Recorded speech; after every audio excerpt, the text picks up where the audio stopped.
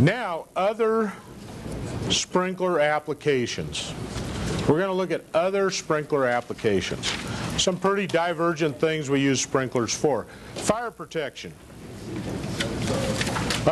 Obviously, this room we're sitting in has sprinklers in it, but that's a kind of a different kind of sprinklers.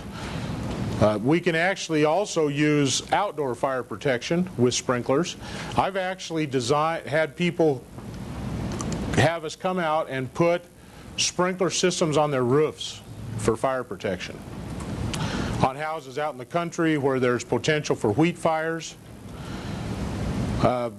I have two different houses that we've actually out in the countryside gone out and installed a sprinkler system with regular turf sprinklers on the roof at a very high density application rate that matches up to their well output, so that we turn that system on, the entire roof waters at the maximum capacity of their well for as long as they need it to run for fire protection. You know, a guy that's got it in his barn, like they stacks all his hay and stuff, because they could have a bunch of fires and stuff. So put it all through his barn. So in the barn, so if they get hay fires, it'll put it out, huh?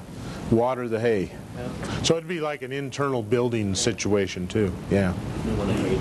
Also, yeah, there's some people that will run perimeter sprinklers around their outbuildings in their house in the country where they do have wheat fields or other highly flammable crops very close to their property. So if a fire does come toward them, they can turn that row of sprinklers on and it'll act as a deterrent and get that area wet out there on the perimeter of their grounds, so that it hopefully won't jump to their house and catch their house on fire.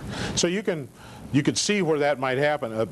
There's a person out here on Cottonwood Road, they have big guns set up around their house.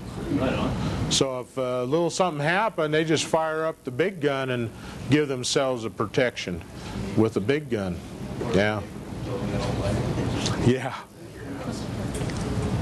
But you got to have the water supply to run, so you have to be concerned about your water potential there. You know, you got to have the volume and the pressure to be able to run whatever system you're really looking at. The neighbors too, though, and the hose is deep enough where the heat wouldn't get to the hoses. Well, this is on its own private well, yeah.